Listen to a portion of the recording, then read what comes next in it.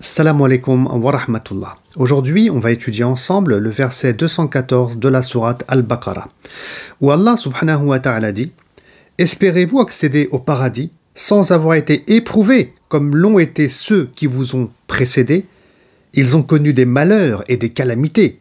Ils ont été secoués par l'adversité, au point que leurs prophètes et ceux qui le suivaient en vinrent à se demander « À quand donc le secours du Seigneur ?» Certes, le secours du Seigneur est toujours proche. Que veut dire ce verset? On va le relire, on va l'analyser et on va l'expliquer dans ce contexte et ensuite, Inch'Allah Ta'ala, on va tirer quelques enseignements. Ici, Allah subhanahu wa ta'ala s'adresse au prophète sallallahu alayhi wa sallam et aux compagnons qui vivent à la Mecque, une période qui est difficile. Ils sont persécutés à cause de leur foi, car ils ont foi en Allah subhanahu wa ta'ala, en un Dieu unique. Ils sont persécutés car ils portent de belles valeurs humaines, universelles, révélées par Dieu. La justice, l'égalité, la fraternité, l'équité, la générosité, etc. Des persécutions qui sont parfois violentes et je reviendrai dessus dans un instant. Alors Allah dit, espérez-vous accéder au paradis sans avoir été éprouvés comme l'ont été ceux qui vous ont précédés? C'est-à-dire que vous les croyants, vous espérez et vous pensez vraiment que vous allez entrer dans ce beau paradis, dans les meilleurs degrés au paradis. Pensez-vous vraiment qu'Allah subhanahu wa ta'ala il va être satisfait de vous, mais il n'y a rien en échange? Vous n'avez fait aucun effort, vous n'avez rien sacrifié, et dès lors que vous êtes éprouvé dans cette dunya, alors vous vous écartez d'Allah subhanahu wa ta'ala? Ah ben non! C'est pas comme ça que ça se passe dans ce monde. Il y a des épreuves, il y a des difficultés lorsqu'on veut un changement, lorsqu'on veut sortir des ténèbres pour tendre vers le bien. Et donc, qu'est-ce qu'ils ont vécu, les autres communautés qui ont précédé les musulmans? C'est écrit après.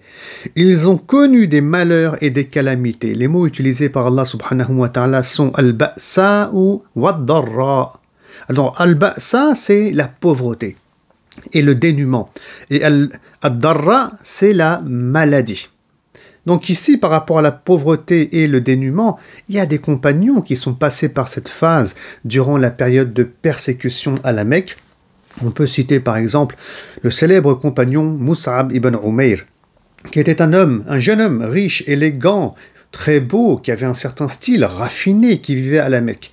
Et il a embrassé l'islam. Dès lors qu'il est devenu croyant et musulman, sa tribu l'a renié, lui ont coupé les vivres, et il faisait partie maintenant des plus démunis et des plus pauvres. Donc oui, il a été touché par al-ba'sa, cette pauvreté, Mus'ab ibn Umayr. Il a patienté.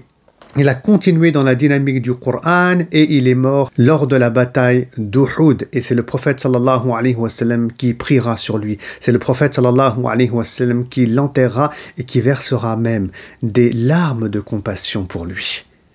Et donc, pour que les compagnons du prophète sallallahu alayhi wa sallam comprennent mieux ce verset et pour qu'ils cessent éventuellement d'être impatients ou bien même de se plaindre, si c'était le cas parfois, eh bien, le prophète sallallahu alayhi wa sallam leur rappellera une histoire qui a eu lieu parmi et dans ces peuples qui sont venus précédemment, ces peuples de croyants.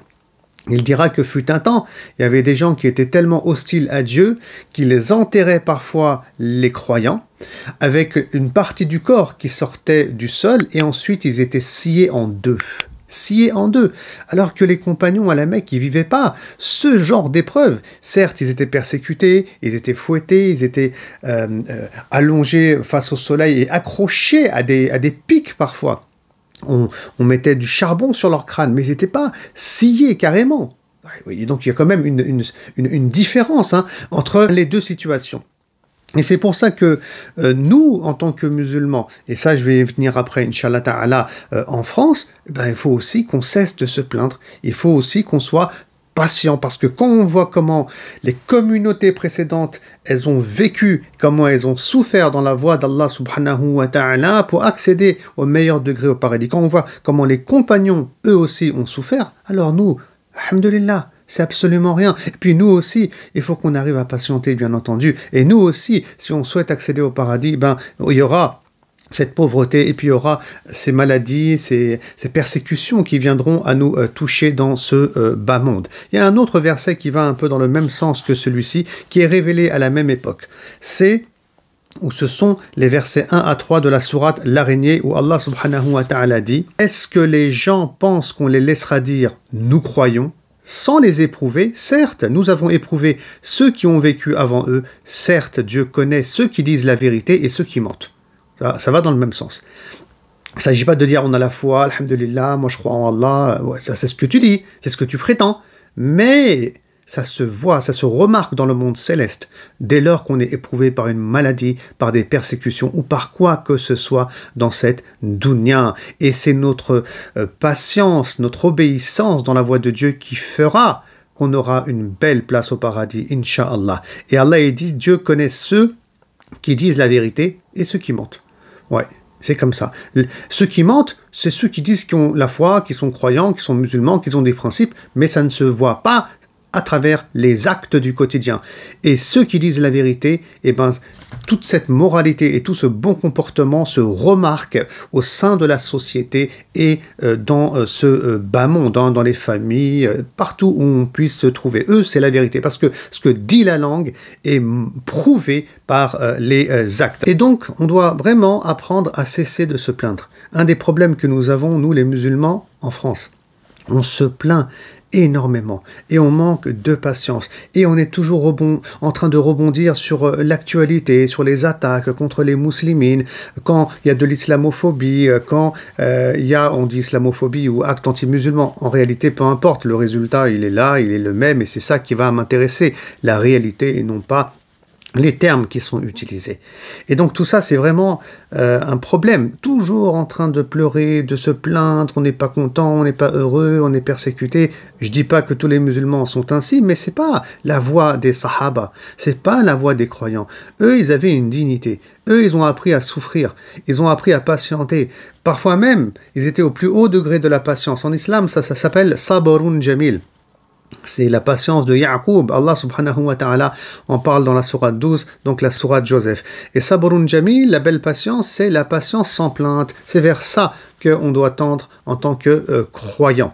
Et donc, on doit aussi faire attention. C'est-à-dire que quand on est attaqué, quand on est persécuté, quand on est montré du doigt, quand on est, et malheureusement en France, eh ben, c'est pas forcément si simple que ça, attention aussi de ne pas être dans une dynamique de vouloir plaire à ceux qui nous agressent et à commencer à altérer notre religion, à transformer le haram en halal, ou bien le halal en haram, tout ça pour éviter de souffrir et pour éviter d'être attaqué, parce que ça serait vraiment la pire des choses, et finalement on serait plus cette belle communauté de croyants et avec ces belles valeurs, mais on se transformerait en quelque chose d'autre, et ça pourrait provoquer la colère d'Allah subhanahu wa ta'ala. Et donc, on doit rester accroché à la voie de Dieu, à la voie du Coran. Et pour réussir à travers ces épreuves, c'est très simple. On aura l'occasion d'en reparler à travers d'autres vidéos. Mais Allah subhanahu wa ta'ala en parle absolument partout dans le Coran. Il y a des conditions à respecter. Tout d'abord, as-sabr, la patience. Ensuite, la persévérance. Donc, c'est de la patience sur la durée. Et on lâche rien. Et on reste droit dans nos bottes. Ensuite, il y a bien entendu les du'a, les invocations, et at-ta'a, c'est-à-dire l'obéissance lorsqu'on est éprouvé par Allah subhanahu wa ta'ala. Et c'est ça qui va faire que, pour revenir au verset 214, Dieu il dit, certes, le secours de Dieu est toujours proche. C'est ça qui va provoquer l'aide d'Allah subhanahu wa ta'ala et le secours d'Allah subhanahu wa ta'ala. Je vous remercie pour votre écoute et à très bientôt pour une prochaine vidéo. Salam alaikum wa rahmatullahi wa barakatuh.